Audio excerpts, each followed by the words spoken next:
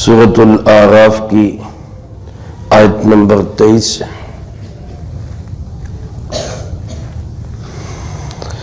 الحمدللہ وکفا وسلام علی عبادہ الذین اصطفى خصوصا علی سید الرسل وخاتم الانبیاء وعلى آلہ واصحابہ الاتقیاء اما بعد فاعوذ باللہ من الشیطان الرجیم بسم اللہ الرحمن الرحیم قال اهبطوا بعضكم لبعض عدو وَلَكُمْ فِي الْأَرْضِ مُسْتَقَرٌّ وَمَتَاعٌ إِلَى حِينٍ قَالَ فِيهَا تَحْيَوْنَ وَفِيهَا تَمُوتُونَ وَمِنْهَا تُخْرَجُونَ قَالَ اهْبِطُوا بَعْضُكُمْ لِبَعْضٍ عَدُوٌّ اللہ رب العالمین نے حکم فرمایا کہ یہاں سے اتر جاؤ، تم میں سے بعض کے دشمن ہوگے، وَلَكُمْ فِي الْأَرْضِ مُسْتَقَرٌ اور تمہارا ٹھکانہ زمین میں ہی ہوگا، وَمَتَاعٌ إِلَى حِينٍ اور کچھ وقت تک کے لیے فائدہ اٹھانا ہوگا۔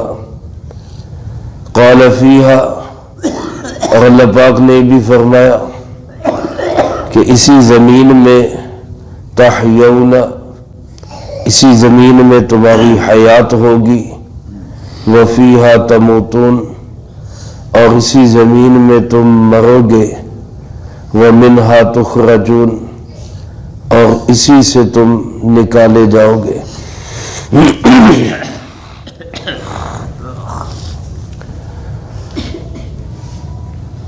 حضرت سیدنا آدم علی نبینا وعلیہ الصلاۃ والسلام سے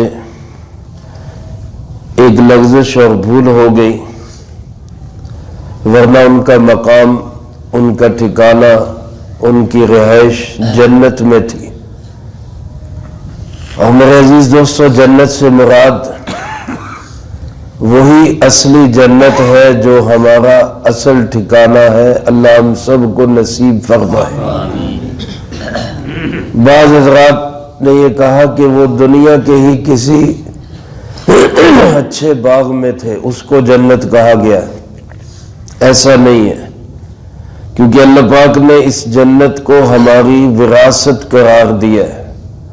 تِلْكَ الْجَنَّةُ الَّتِي نُورِثُ مِنْ عِبَادِنَا، یہ وہ جنت ہے جس کا ہم وارث بنائیں گے، اور وارث بچہ وہ اپنے والد کی جائیداد کا ہی بنتا ہے۔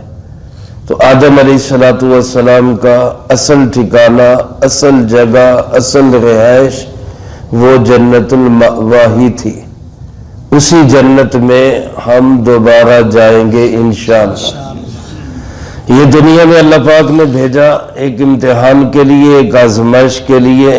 اس لغزش اور بھول کی پاداش میں اللہ پاک نے حکم دیا، اہبطوا، یہاں سے نیچے اتر جاؤ۔ اب جنت سے آپ کو زمین کی طرف اتار دیا گیا۔ ایک نقصان تو یہ ہوا کہ جنت کا وہ شاہی لباس اتر گیا۔ دوسرا نقصان یہ ہوا کہ جنت کی وہ رہائش جو ہے وہ چھین لی گئی، وہ واپس لے لی گئی۔ اور تیسرا نقصان یہ ہوا کہ فرمایا بعضکم لبعض عدو، تم ایک دوسرے کے دشمن بنو گے۔ یہاں مفسرین کرام رحمہم اللہ نے دو اس کے متعلق قول اختیار کیے ہیں۔ ایک یہ کہ بعض سے مراد آدم اور بعض سے مراد شیطان ہے، یعنی آدم علیہ السلام اور آدم کی اولاد، آدمی اور شیطان کا مقابلہ قیامت تک چلتا رہے گا، کیونکہ شیطان نے مہلت مانگی ہے اللہ پاک سے، تو اللہ پاک نے اس کو مہلت عطا کر دی ہوئی ہے۔ تو ہمیں بھی یہ گویا بتا دیا گیا کہ خیال رکھنا یہ تمہارا، تمہارے ابا جان کا کھلا دشمن ہے، اور دشمن سے دشمنی کی جاتی ہے، دوستی نہیں کی جاتی۔ دوسرا بعض علماء نے یہ لکھا ہے کہ بعضکم سے انسان ہی مراد ہے، یعنی آدم علیہ السلام کو یہ کہا گیا کہ آپ کے بچے ہی ایک دوسرے کے دشمن ہوں گے۔ آدم علیہ السلام کی حقیقی اولاد بھی دشمن بنی۔ آپ حابیل اور قابیل کا واقعہ چھٹے پارے میں آپ سن چکے، دونوں بیٹوں کی لڑائی ہوئی، قابیل نے حابیل کو قتل کیا، اور یہ پہلا قتل تھا دنیا کے اندر جو جاری ہوا۔ اور ایک حدیث مبارک میں دنیا میں جتنے بھی قتل ہوں گے سب قتلوں کا وبال قابیل پر ہوگا کہ اس نے سب سے پہلے اس گھنونے طریقے کو ایجاد کیا تھا۔ تو انسان انسان کا دشمن ہوگا، لوگ لوگ کے دشمن ہوں گے۔ آپ دیکھیں یہاں پہ کتنی لڑائیاں ہیں، کوئی سیاسی لڑائیاں ہیں، کوئی پارٹی بازیاں ہیں، کوئی فرقہ وارانہ لڑائیاں ہیں، کوئی علاقائی لڑائیاں ہیں، کوئی قبائلی تعصب ہے، کئی خاندانوں کی دشمنی ہے، کئی شریکہ برادری ہے۔ یہ سب آدم علیہ السلام جو ہمارے ایک ہی ابا جان، ایک ہی اماں جان، ان کی اولاد میں ہو گئے۔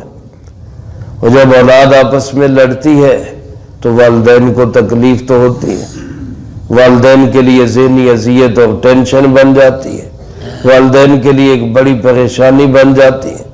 تو آدم علیہ السلام کی گویا اس بھول کی ایک یہ نقصان ہوا کہ ان کی اولاد آپس میں دشمن رہے گی، آپس میں لڑتی رہے گی، اور یہ سلسلے چلتے ہیں۔ کہیں کہیں درمیان میں ایمان کی برکت سے محبتیں آ جاتی ہیں کہ دلوں کو جوڑنے والی چیز ایمان ہی ہے۔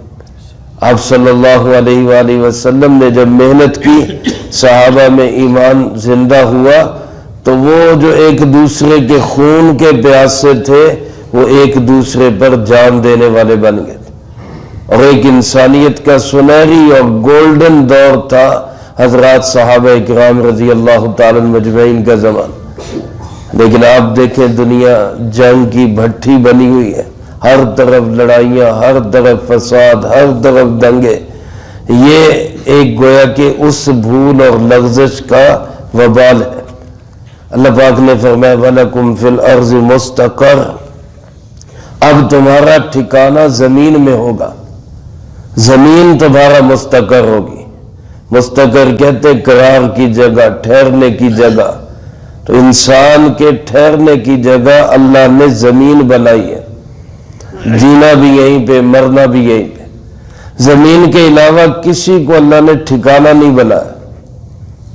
میرے عزیز دوستو، لوگ کہتے ہیں چاند پہ گئے، مریخ پہ جا رہے ہیں، سورج کی طرف نگاہیں اٹھا رہے، لیکن جہاں مرضی چلے جائے رہنے کی جگہ زمین ہی ہے، اس کے سوا کوئی رہنے کی جگہ نہیں۔ آج آپ دیکھیں چاند پہ جانے والا کوئی انسان، اس کا لباس لاکھوں ڈالر میں بنتا ہے، لاکھوں ڈالر میں۔ وہ ایک لطیفہ بھی ہے، کسی عورت نے کہا خاوند سے کہ مجھے سب سے مہنگا لباس لا کے دو، تو وہ چاند پہ پہن کے جانے والا جو بالکل ایسے لگتا ہے بندہ جیسے بھوت ہو، وہ لباس لے کے آئے بھی، اس سے مہنگا دنیا میں کوئی لباس نہیں ہے۔ تو مہنگے لباس میں ضروری نہیں کہ انسان خوبصورت بھی لگے، ورنہ سب سے مہنگا لباس چاند پہ جانے والوں کا لباس جو لاکھوں ڈالر میں تیار ہوتا ہے۔ وہ لباس نہ پہن کے جائیں تو وہاں گرمی اتنی ہے کہ بندہ گرمی سے جھلس جائے، اور بعض حصوں میں ٹھنڈ اتنی ہے کہ ٹھنڈ سے ویسے ہی جم جائے۔ اس لیے اللہ رب العالمین نے زمین کو رہنے کی جگہ بنایا ہے۔ چاند پہ جو جاتے ہیں وہ بتاتے ہیں وہاں پہ ایک بندے کی ایک دن کی خوراک 1000 پاؤنڈ میں بنتی، 1000 پاؤنڈ میں ایک دن کی خوراک۔ تو یہ زمین ہے جو انسانوں کو سنبھالے ہوئے، ان کی خوراک کا بندوبست اسی میں، ان کی روزی روٹی کا بندوبست اسی زمین میں، کھانا پینا اسی زمین میں۔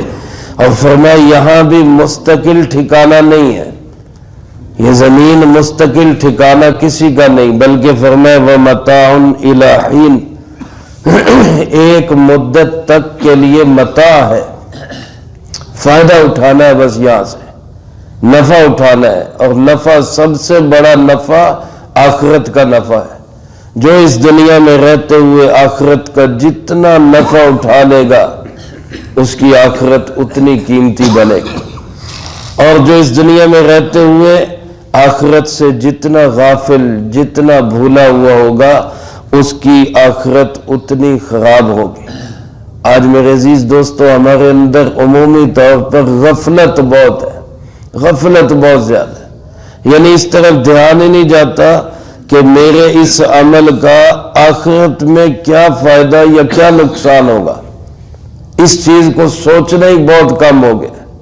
ہر بندہ فیصلہ کرتا ہے اس لحاظ سے کہ میں یہ جو کام کرنے جا رہا ہوں اس کا مجھے دنیا میں کیا فائدہ ہوگا، مجھے آخرت میں کیا فائدہ ہوگا، یہ نہیں سوچتا کوئی بھی۔ دنیا میں کیا فائدہ ہوگا، کیا نقصان ہوگا، اس کو سوچ کے فیصلے کیے جاتے ہیں۔ حالانکہ کچھ فیصلے، بلکہ زیادہ فیصلے، بلکہ سارے فیصلے اس چیز کو دیکھ کے ہونے چاہیے کہ یہ جو میں عمل کرنے جا رہا ہوں آخرت میں مجھے اس کا کیا فائدہ ہوگا، اور یہ کام اگر میں نے کر لیا تو آخرت میں کیا نقصان ہوگا، کہ دنیا رہنے کی جگہ نہیں، دنیا ہمیشہ کی رہائش نہیں، یہاں جو آیا اس نے متاع حاصل کر کے پھر یہاں سے جانا ہے۔ اللہ پاک فرماتے فیہا تحیون، اسی زمین میں تمہاری حیات ہے، اور فیہا تموتون، اسی زمین میں تم نے مرنا ہے، موت بھی تمہاری اسی زمین میں ہوگی۔ بعض لوگ اس پہ یہ کہتے ہیں جی بعض لوگ تو پانیوں میں مر جاتے ہیں، تو پانی میں بھی مرنے والا آخر زمین پہ ہی ہے نا۔ بعض لوگ فضا میں مر جاتے ہیں، فضا میں بھی مریں گے تو اجزاء اور اعضاء اور ان کے ٹکڑے کہاں گریں گے، وہ زمین پہ ہی گریں گے۔ کوئی انسان کہیں بھی چلا جائے آخر کار اس نے زمین پہ ہی آنا ہے۔ ہمارے پیارے آقا جناب محمد کریم خاتم النبیین بلند آواز سے کہہ دیں صلی اللہ علیہ وآلہ وسلم، زمین سے نکلے، خلا میں گئے، خلا سے گزرتے ہوئے پہلا آسمان، دوسرا، تیسرا، چوتھا، پانچواں، چھٹا، ساتواں آسمان، پھر عرش علا کی بلندیوں پر۔ چاند تو بہت نیچے رہ گیا، سورج بھی بہت نیچے رہ گیا، کہ ایک شائیں پار کر کے اللہ کے محبوب علیہ السلام سفر معراج پر عرش علا کی بلندیوں تک گئے، لیکن واپس کہاں تشریف لائے؟ اسی زمین پر، آنا اسی زمین پر ہے۔ ہمارا ایمان اور عقیدہ حضرت سیدنا عیسیٰ علیہ السلام تیسرے یا چوتھے آسمان پر زندہ موجود ہے، وہاں پہ حیات ہے، زندہ ہے، قرب قیامت میں تشریف لائیں گے، یہاں پہ زندگی گزاریں گے، یہاں پہ ان کی وفات ہوگی، حضور صلی اللہ علیہ وسلم کے روضہ مبارک میں ہی ان کی تدفین ہوگی۔ یعنی جہاں بھی انسان چلا جائے واپس اسی زمین پہ آنا ہے۔ ایک مولوی صاحب نے یہی مسئلہ بیان کیا کہ حضرت عیسیٰ علیہ السلام آسمانوں میں زندہ ہے۔ ایک بندہ کہنے لگا مولانا صاحب ذرا یہ تو دسو بھی حضرت عیسیٰ علیہ السلام زندہ ہے تو اتنے کھاندے پیندے کی ہے؟ حضرت عیسیٰ علیہ السلام آسمانوں پہ زندہ ہیں تو وہاں کھا پی کیا رہے؟ مولوی صاحب نے کہا صدقے جاواں تیرے 10 سال ہو گئے مینوں اتنے میرے بارے تو کدی پوچھا نہیں بھی کی کھاندے پیندے، کتوں کھانا پینا کی تواڈے واسطے لے آئیے۔ حضرت عیسیٰ علیہ السلام کی تمہیں فکر پی ہوئی ہے بھی وہ کتوں کھاندے پیندے، تو ان کی فکر چھوڑیں، اپنی فکر کریں، اپنے بچوں کی فکر کریں، اپنے ائمہ کی فکر کریں۔ اللہ ہمیں اس کی توفیق نصیب فرمائے۔ تو کوئی انسان کہیں چلا جائے، چاند پہ چلا جائے، مریخ پہ چلا جائے، سورج پہ چلا جائے، اس سے بھی اوپر نکل جائے، آنا زمین پہ ہی ہے، مدفن زمین ہی ہے، جینا مرنا یہیں پہ ہے اس کا۔ فرمایا اسی میں تم جیو گے، اسی میں تم مرو گے، وَمِنْهَا تُخْرَجُونَ، اور اسی سے تمہیں نکالا جائے گا، دوبارہ بھی یہیں سے اٹھایا جائے گا۔ اس لیے احادیث مبارکہ کی روشنی میں علماء نے لکھا ہے، حسن حسین میں یہ دعا لکھی ہے کہ جب میت کو دفن کیا جائے تو اس پہ یہ آیت مبارکہ اور یہ دعا یوں پڑھی جائے، بسم اللہ وعلی ملت رسول اللہ منہا خلقناکم وفیہا نعیدکم ومنہا نخرجکم تارۃ اخری۔ سورۃ طٰہٰ کی یہ آیت ہے کہ اسی زمین سے ہم نے تمہیں پیدا کیا، اسی زمین میں ہم تمہیں مار کے دفن کریں گے اور اسی زمین سے تمہیں دوبارہ زندہ کیا جائے گا۔ تو میرے عزیز دوستو، اس لغزش اور بھول کے نتیجے میں زمین ہمارا مستقر بنی، اس زمین کے اندر ہمیں کچھ وقت کے لیے ٹھہرنا ہے، لیکن یہاں جو ٹھہرنا ہے اللہ کے حکم کی پابندی کے ساتھ ٹھہرنا۔ دیکھیں حضرت آدم علیہ السلام سے ایک معمولی سی بھول ہوئی، اس کے کتنے نقصان ہو گئے، شاہی لباس اتر گیا، جنت کا ٹھکانہ چھن گیا، سالوں روتے رہے، پھر جا کے توبہ قبول ہوئی۔ ہمارے لیے اللہ نے کتنا آسان کر دیا، دن بھر گناہ پہ گناہ کرتے ہیں، کوئی لباس نہیں اترتا، دن بھر اللہ کی حکم عدولیاں کرتے ہیں، اللہ ہمیں گھروں سے نکالتا نہیں، دن بھر اللہ کی نافرمانیاں ہو جاتی ہیں، اللہ ہمارا کھانا پینا بند نہیں کرتا، ہماری آکسیجن بند نہیں کرتا، سانس لینا بند نہیں کرتا، اور توبہ کے لیے ہمیں سینکڑوں سال رونے کی بھی ضرورت نہیں، ایک دفعہ ندامت کے ساتھ، شرمندگی کے ساتھ اس کی بارگاہ میں عرض کریں، معمولی سے آنکھوں میں آنسو کا قطرہ لا کے کہ یا اللہ غلطی ہو گئی معاف کر دے، وہ بخشش کے دریا بہا دیتا ہے۔ اللہ ہمیں اپنی ذات سے ہر وقت توبہ کرنے کی توفیق نصیب فرمائے اور فکر آخرت نصیب فرمائے، غفلت کی زندگی چھوڑ دیں، فکر کی زندگی گزاریں، میرے اس عمل کا میری آخرت پہ کیا اثر پڑے گا۔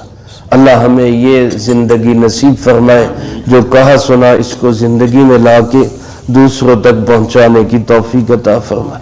اللہم لک الحمد کما ینبغی لجلال وجہک وعظیم سلطانک، اللہم لا احصی ثناء علیک انت کما اثنیت علی نفسک، اللہم لک الحمد کما انت اہل، صلی علی محمد کما انت اہل، وافعل بنا ما انت اہل، فإنك أهل التقوى وأهل المغفرة، اللهم وفقنا لما تحب وترضى من القول والعمل والفعل والهدي والنية، إنك على كل شيء قدير.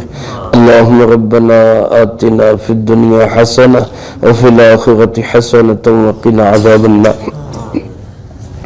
ربنا ظلمنا أنفسنا وإن لم تغفر لنا وترحمنا لنكونن من الخاسرين. اللهم ربنا تقبل منا إنك أنت السميع